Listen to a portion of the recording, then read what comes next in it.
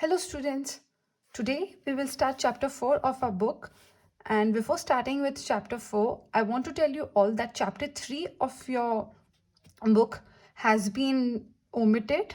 So we will not read chapter 3, we will only do chapter 4 now, and chapter 3 is out of your course. So okay, let us start with chapter 4, and the name of our chapter is The Northern Mountains. In this chapter, we will learn about the long mountain wall in the northern and northeastern part of our country. So you all know the mountain region in India is situated around the northern part of our country, the northern part of India, which lies from the northern part to northeastern part of our country. The Himalayas are the biggest mountain ranges in the world. They stretch across the northern and northeastern boundary of India. As I already mentioned before, Himalayas are stretched from northern part to northeastern part. The word Himalayas in Sanskrit means abode of snow. That is, Him is equal to ice and Alya is equal to place of. That means place of ice. Abode of snow. Abode means home. So Himalayas is what? What is Himalayas? Himalayas are home to snow. That means Himalayas is abode of snow because the Himalayas are covered with snow throughout the year. So it is called Himalayas, the abode of snow, because throughout the year, from the beginning to the end of the year, Himalayas are entirely covered from the snow. That's why they are called abode of snow. Okay, now let us read location. The northern mountains or the Himalayas extend for about 2500 kilometers in India. So the location of Himalayas extend to 2500 kilometers. Okay. It starts from Jammu and Kashmir in the northwest to Arunachal Pradesh in the northeast. So if you look at the map of our country, you will get to see that the Himalayas start from Jammu and Kashmir. This is the boundary of our country. Okay. So the Himalayas begin from here and they go still to the other end of the country, which is to the east, northern east part. So it goes to Arunachal Pradesh. The width of these mountains vary between 450 km in Jammu and Kashmir to about 160 km in the northeast. So these are some figures that you have to remember. So for north, which is in Jammu and Kashmir, it extends between 450 kilometers, and to the northeastern part, it extends about 160 kilometers. They form a natural barrier and save India from all the external attacks. So barrier means barrier means something which acts as a protection. See, barrier का मतलब ये हुआ कि जो mountains है वो क्या करता है, वो इंडिया को दूसरे कंट्री से from the other country, it separates the territory of India from the other country. So mountains act as a barrier. मतलब mountains हमारे गेट पे, मतलब माउंटेन गेट बना हुआ है इंडिया का. सो उस गेट को कोई क्रॉस नहीं कर पाए, इसलिए माउंटेन्स को क्या बोला जा रहा है? Natural barrier.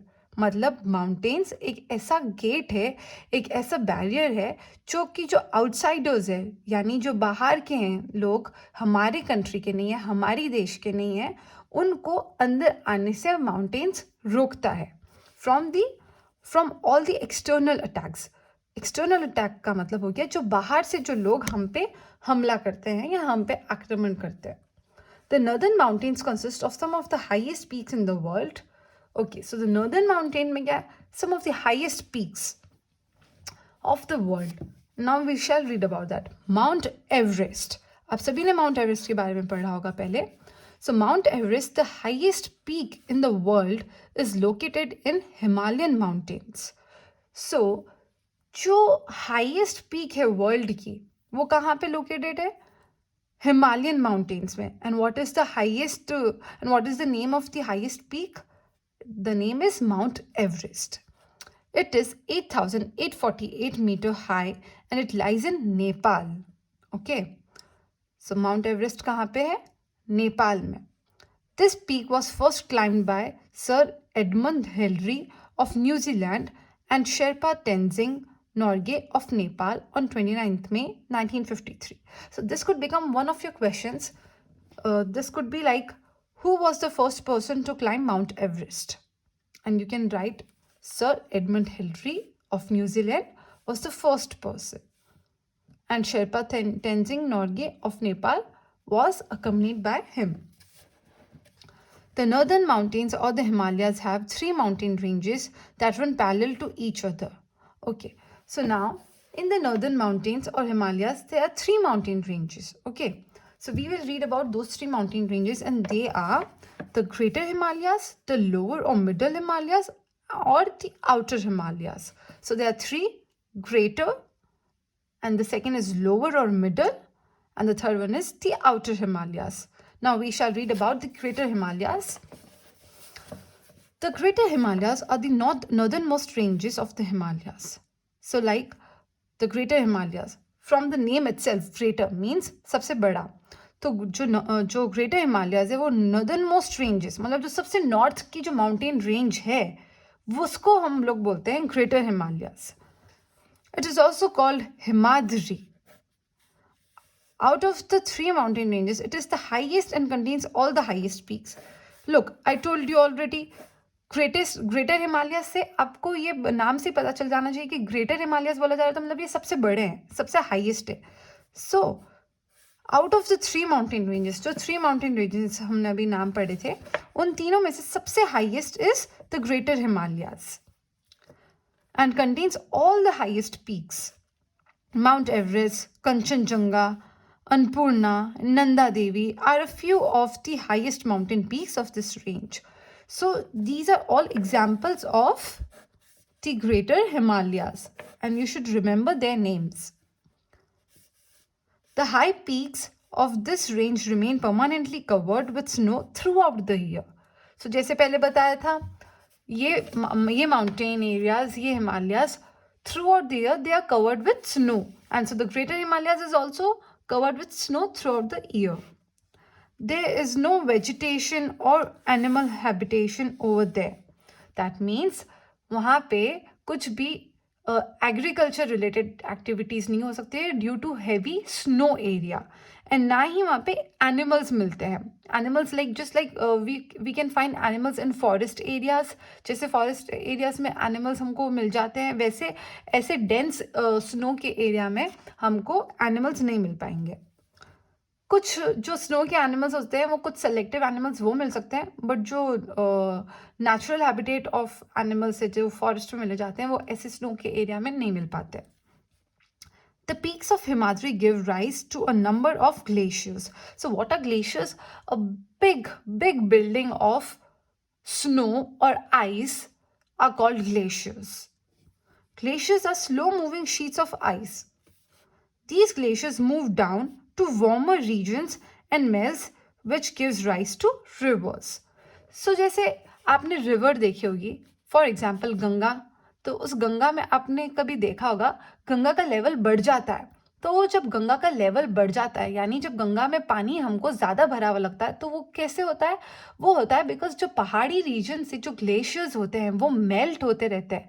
तो वो आइस, जब आपने घर पे भी देखा होगा, जब आइस को हम बाहर रख देते हैं, आइस जब वार्म होने लगता है तो वो पानी निकलता है उसमें से, है ना. आप घर पे आपके आइस क्यूब से ये करके देखना, घर पे फ्रिज में से आइस क्यूब्स निकालना और उन आइस क्यूब्स को बाहर रखोगे तो आप देखोगे कि पानी मेल्ट होता है, उसमें से पानी निकलने लगता है.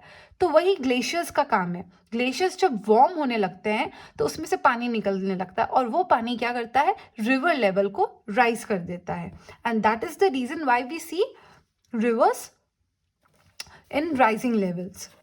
The river Ganga starts from the Gangotri Glacier and the river Yamuna from the Yamunotri Glacier.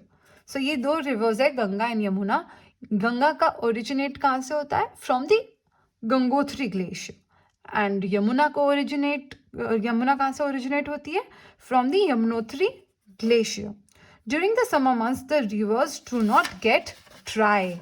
Summer में क्या होता है? बहुत ज़्यादा गर्मी होती है, तो ज़्यादा गर्मी की वजह से ग्लेशियर्स भी मेल्ट होते हैं और इस वजह से वो रिवर्स कभी सूखी नहीं पड़ती है and it gets its level rising up. Okay, so now we are going to read about the lower Himalayas. The lower Himalayas are also called the middle Himalayas or the Himachal. तो पहले हमने पढ़ा था हिमाद्री के बारे में, right? और अब हम पढ़ेंगे हिमाचल के बारे में. सो जो फर्स्ट लेवल जो है द ग्रेटर हिमालयास का, which is also known as Himadri.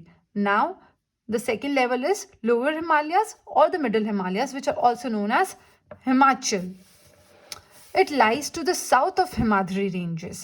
South of Himadri ranges का मतलब जो ग्रेटर रेंज है, जो ग्रेटर हिमालयाज है, उसके नीचे क्या आ गई? South of Himadri ranges. तो उसके नीचे क्या आ गया? हिमाचल आ गया, द लोअर हिमालयाज आ गया.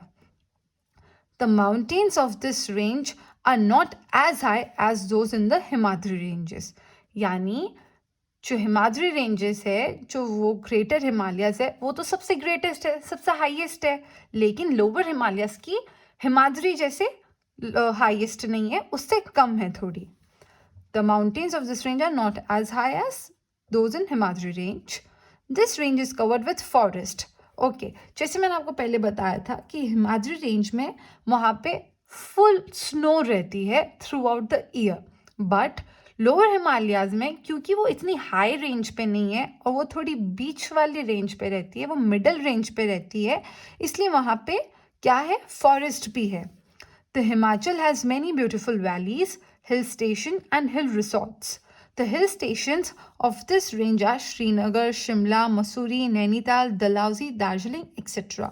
So these are some of these hill stations which are situated in the lower Himalayas. Okay, क्या नाम है? Dalhousie, Nainital, Mussoorie, Shimla, Srinagar, Darjeeling, etc. The soil of Himachal range is very fertile. Fertile यानी उपजाऊ. It is covered with thick forests. The valleys are suited for cultivation of crops like potatoes, plums, pears, apples, etc. So यहाँ पे क्या है? Soil is very fertile. तो fertile होने की वजह से यहाँ पे कल्टीवेशन हो सकता है. किस किस चीज़ों का कल्टीवेशन हो सकता है? पोटैटोज का, एप्पल्स का, प्लम्स का एंड पियर्स का. The trees found in this region are deodar, pine, oak and fir. The natural forests provide valuable woods and other forest products, terrace farming and other forest products. Okay. Terrace farming is practiced on the slopes of the hills. So यहाँ पे क्या होता है? Terrace farming. Terrace farming is somewhat like farming on your terrace. So यहाँ पे क्या होता है? यहाँ पे slopes बने हुए होते हैं. There is not these areas are situated on hill stations. So वहाँ पे कहीं पे भी प्लेन लैंड नहीं होता है, सीधा लैंड नहीं होता है, स्ट्रेट लैंड नहीं होता है, वहाँ पे हमेशा स्लोप्स होते हैं. तो उन स्लोप्स पे क्या हो सकता है? टेरेस फार्मिंग हो सकती है. उस टेरेस फार्मिंग में ये सब जो कल्टीवेशन के क्रॉप्स है लाइक पोटैटोज, प्लम्स, ये सब वहाँ पे उगाए जा सकते हैं. In the Himachal range only a few peaks are covered with snow throughout the year. जैसे हिमाद्री में, जैसे हायर द ग्रेटर हिमालयाज में जैसे पूरे through out the year snow भरी रहती थी, वैसे यहाँ पे नहीं रहती है. यहाँ पे throughout the year snow नहीं रहती है. The height of the mountains of the lower Himalayas vary between 2000 metre to 500 metre. Okay.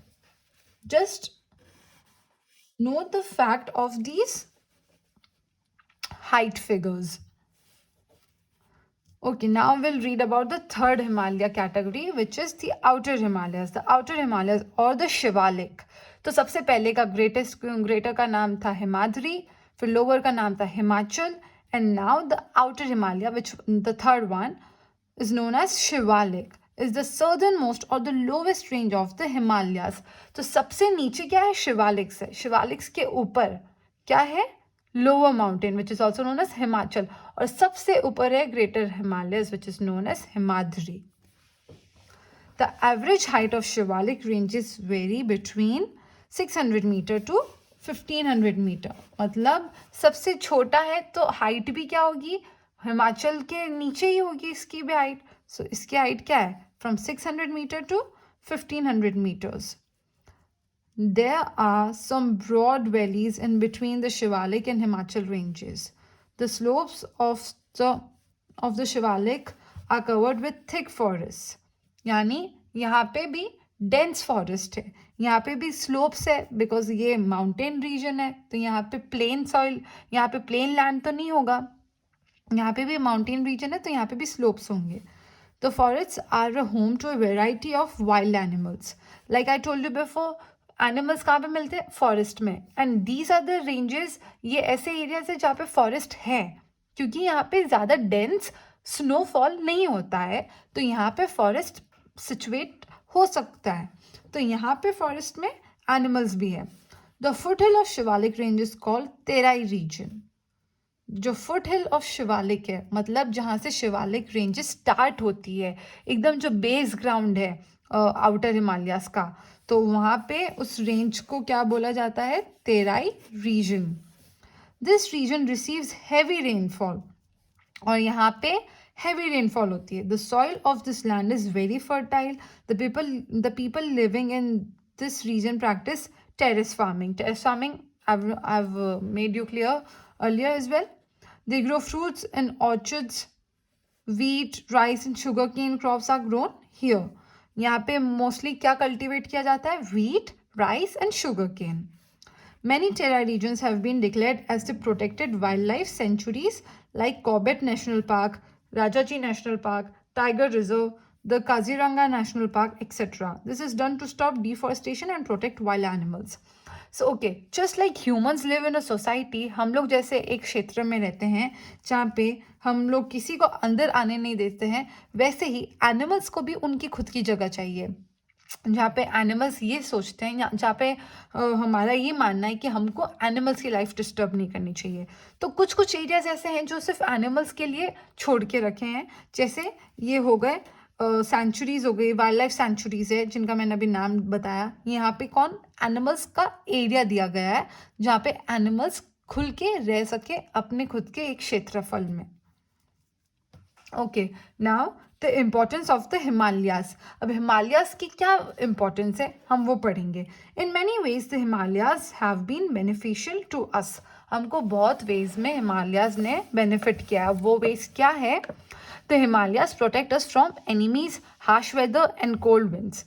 They form a natural boundary of our country. Like I told you before, Himalayas कैसे act करते हैं, acts as a barrier. मैंने बताया था आपको कि Himalayas हमारा gate बना हुआ है, हमारी बाउंड्री पे गेट बन के रहता है जो किसी भी बाहरी घुसपैठी को अंदर आने नहीं देता है.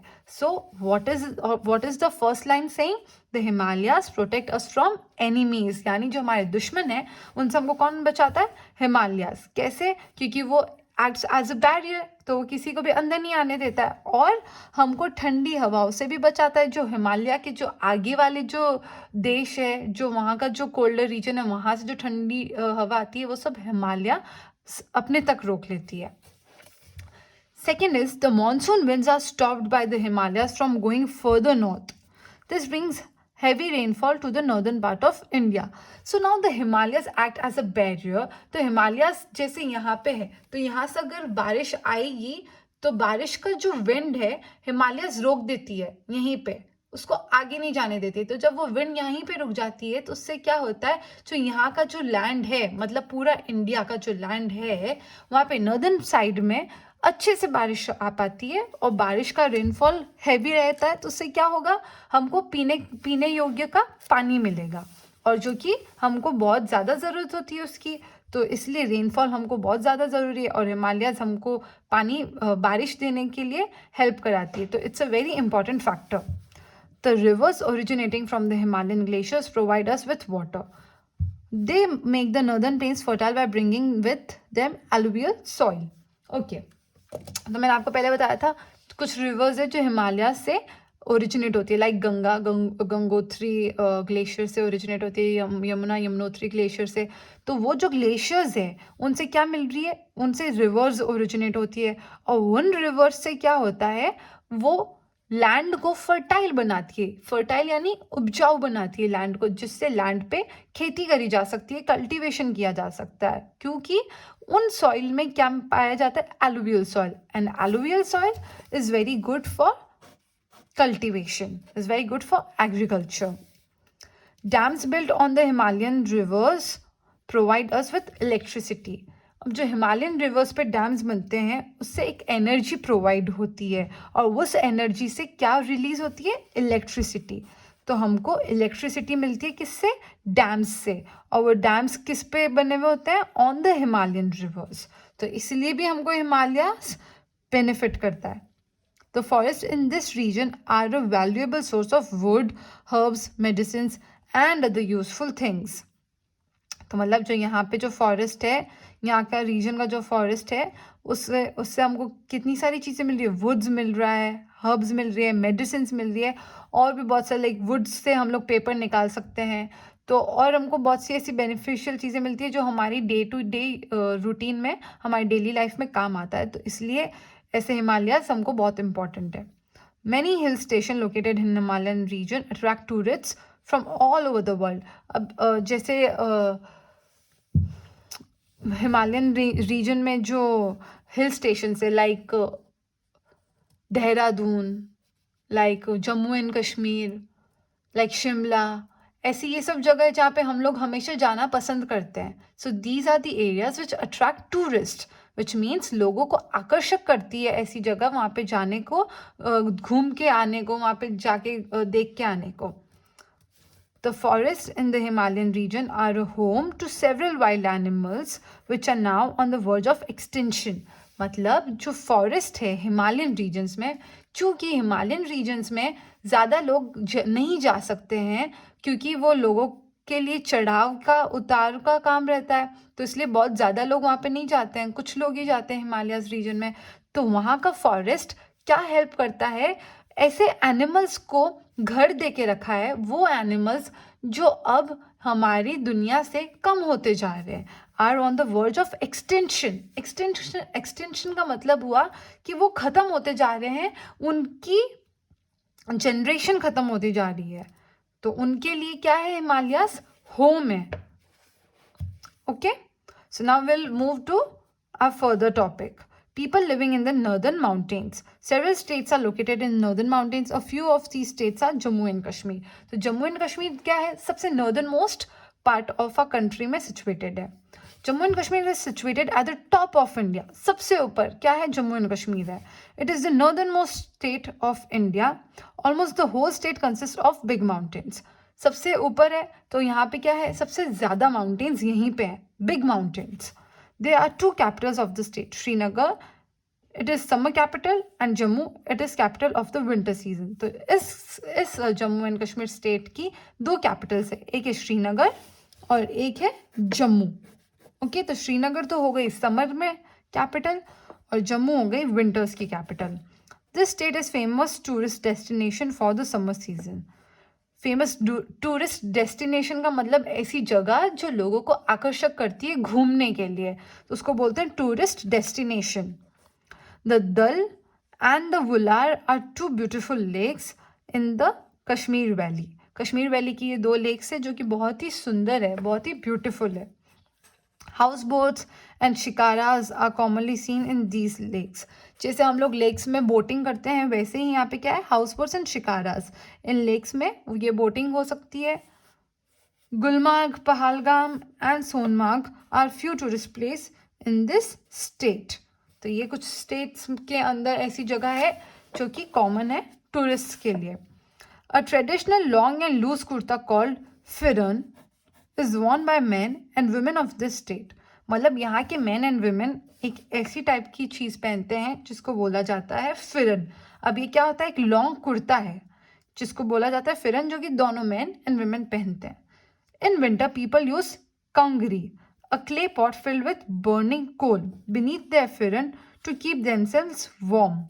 तो बिकॉज वहाँ पे ठंड में और भी ज़्यादा सर्दी हो जाती है, तो एक ऐसी चीज़ यूज़ करी जाती है कंगरी.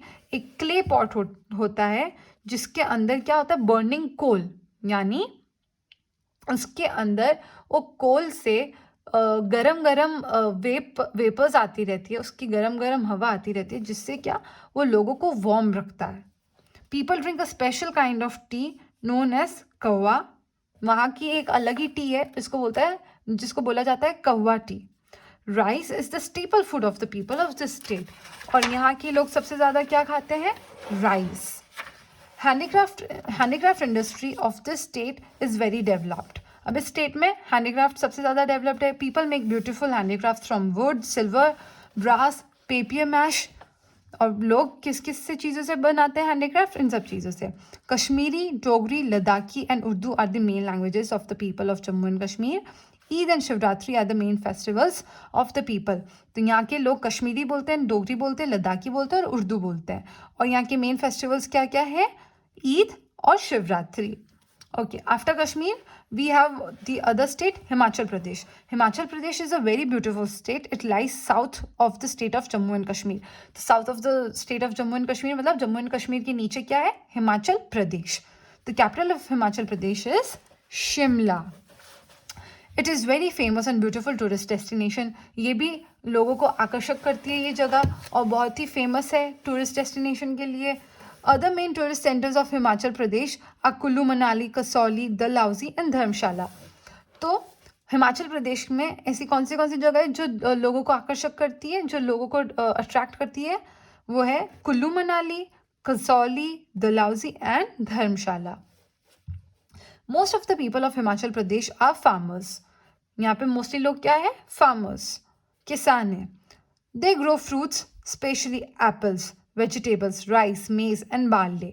तो हिमाचल प्रदेश में क्या होता है? फ्रूट्स ग्रो किए जाते हैं, और हिमाचल प्रदेश के एप्पल्स आर वर्ल्डली फेमस. जो हिमाचल प्रदेश के एप्पल्स हैं वो पूरी दुनिया भर में विश्व प्रसिद्ध एप्पल्स होते हैं. तो यहाँ पे स्पेशली सबसे ज़्यादा क्या उगाया जाता है? एप्पल्स ग्रो की जाती है. Women wear traditional clothes which include tight pajamas and loose kurtas. They also wear scarves around their head. Men wear tight pajamas, loose shirts and colorful round caps. तो वहाँ पे men and women क्या पहनती है? Tight pyjamas होते हैं, उनके ऊपर लूज कुर्तीज होती है, और सर पे they wear scarves. Himachal Pradesh has a very rich culture heritage. The classical dance and music of this state are very famous. यहाँ पे बहुत ही अच्छा हैवी रिच कल्चर है, और यहाँ पे क्या very famous dance and music. यहाँ का classical dance and music is very famous. People of Himachal Pradesh speak Hindi and पहाड़ी. तो हिमाचल जैसे जम्मू एंड कश्मीर के लोगों की अलग लैंग्वेजेस थी, यहाँ पे हिमाचल प्रदेश के लोगों की लैंग्वेज क्या होती है? Hindi and Pahari. The main festival of people are Dussehra and Diwali. जैसे पहले जम्मू एंड कश्मीर में ईद और शिवरात्रि मेन फेस्टिवल थी, वैसे हिमाचल प्रदेश में Dussehra and Diwali are the main festival. Now the other state is Uttarakhand. Uttarakhand lies to the southeastern side of Himachal Pradesh. Southeastern मतलब हिमाचल प्रदेश के नीचे, और ईस्ट में मतलब थोड़ा साइड में, ईस्टर्न पार्ट में क्या है? Uttarakhand. The hill state consists of Garhwal and Kumaon regions. The capital of Uttarakhand is Dehradun. Uttarakhand की कैपिटल क्या हुई? Dehradun.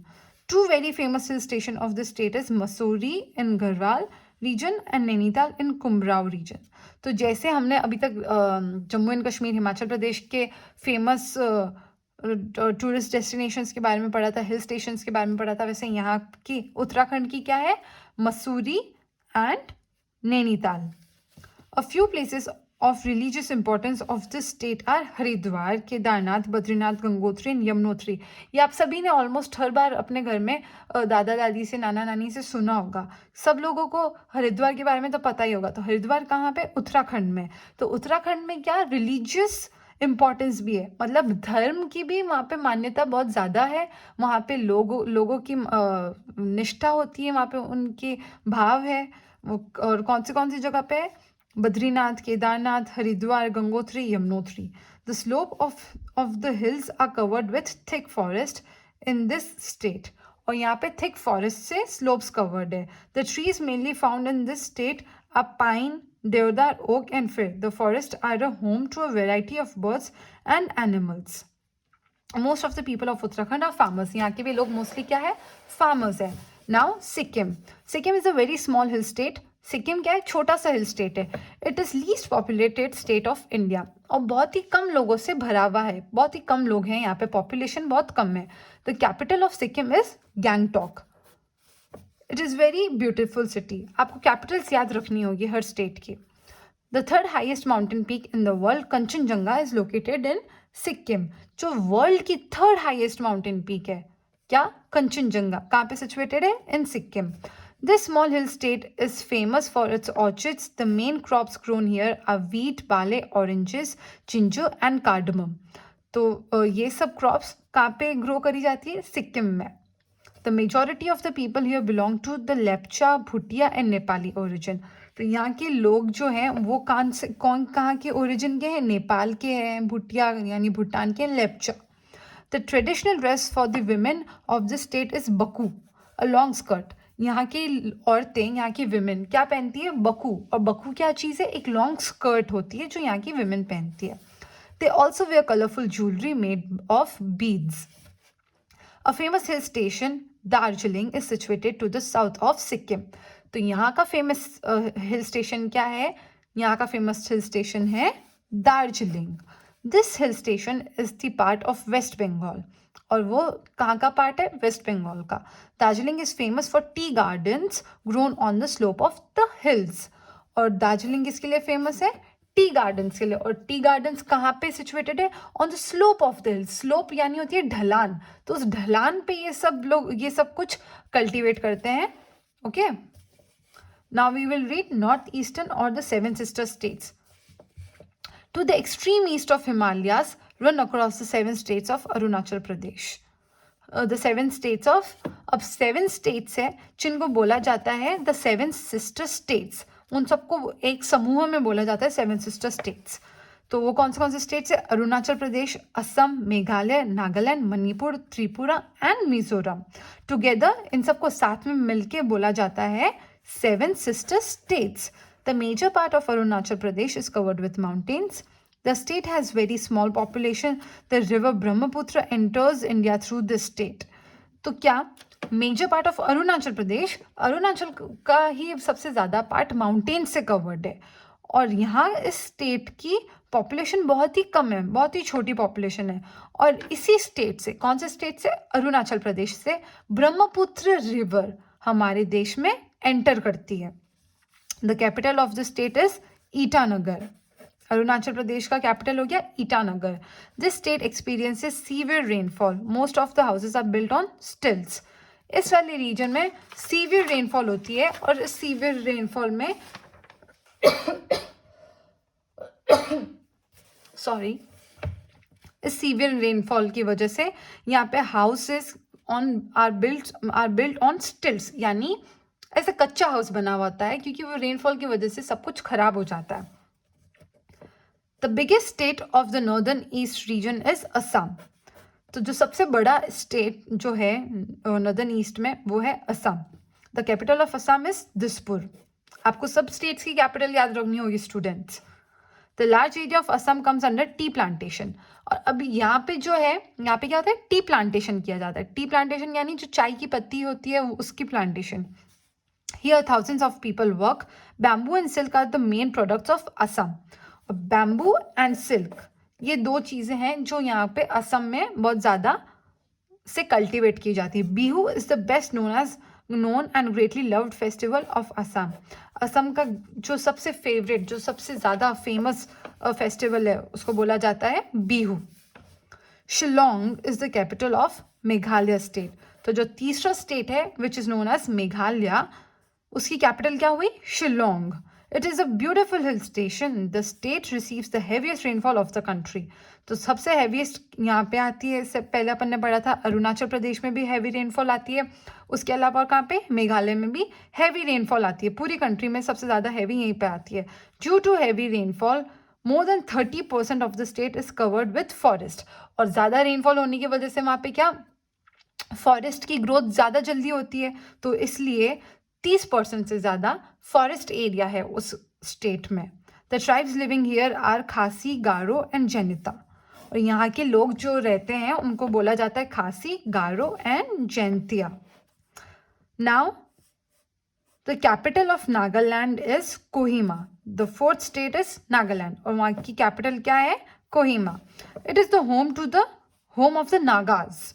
Most of the people in Nagaland are farmers. Nagaland के लोग भी मोस्टली क्या है? फार्मर्स है. Their main occupations are farming and fishing. वहाँ के लोग मेनली क्या काम करते हैं? फार्मिंग और fishing. The people here wear colorful shawls decorated with beads, horns, shells, bones and ivories. यहाँ के लोग जो वो भी माउंटेन में रहते हैं तो वो क्या पहनते हैं? Colourful shawls. Imphal is capital of Manipur. Imphal कहाँ की कैपिटल है? मणिपुर की. So Manipur is a state and Imphal is the capital city. The state is densely covered with forest of bamboo and teak. पूरा स्टेट किससे कवर्ड है? बैम्बू और टीक से. The main crop the people grow here are rice, wheat, maize, cotton, sugar, cane, etc.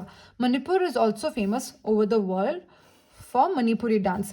Manipuri dance पूरे विश्व में प्रसिद्ध है. मणिपुर का मणिपुरी डांस. और यहाँ पे क्या ग्रो किया जाता है? Rice, wheat, maize, cotton, sugarcane, etcetera. Mizoram is the southernmost of the seven sisters states. The capital of Mizoram is Aizawl. आप सभी को याद रखना है, मैं आपको बार बार याद दिला रही हूँ. कैपिटल्स हमेशा याद रखना है, क्वेश्चन बन सकता है. The people of the state speak Mizo language. तो मिजोरम के लोग क्या लैंग्वेज बोलते हैं? Mizo. Rice, maize, mustard and cotton are the main crops grown by the people of Mizoram. हर माउंटेन रीजन में राइस तो हमेशा ग्रो की ही जाती है. तो देखो, मिजोरम में भी की जा रही है, इम्फाल में भी की गई थी, मणिपुर में भी. Tripura is surrounded by Bangladesh on three sides. The capital of Tripura is Agartala. तो जो त्रिपुरा जो स्टेट है वो तीनों तरफ से अपने तीनों तरफ से कहाँ से सराउंडेड है? बांग्लादेश से. Bangladesh is not a part of India. Bangladesh एक अपना में अलग कंट्री है. तो त्रिपुरा बांग्लादेश से सराउंडेड है. और त्रिपुरा की कैपिटल क्या है? Agartala. The people of the state mainly speak Bengali and Kokborok. Sorry, तो यहाँ के लोग क्या बोलते हैं? बंगाली एंड कॉकबोरक. यहाँ की दो लैंग्वेजेस है त्रिपुरा के लोगों की, Bengali and Kokborok. They make beautiful things from cane and bamboo. वहाँ के लोग मोस्टली क्या करते हैं? ब्यूटीफुल थिंग्स बनाते हैं. किससे? केन एंड बैम्बू से. तो यहाँ के स्टेट्स के लोग हमेशा जो वहाँ पे जो मिलती है चीज़ें, लाइक वुड हो गया, फॉरेस्ट की वुड हो गई, इन सब चीज़ों से ही आर्टिफिशियल जो चीज़ें होती है वो सब बनाते हैं केन बैम्बू से. Okay students, so now we have completed the chapter. I hope आप सभी को ये चैप्टर समझ आया है. And if there is any doubt, message me on WhatsApp. I will get back to you and I will clear your doubt. For the answer and exercise, I will send you pictures. I will send you the PDF. Okay, thank you.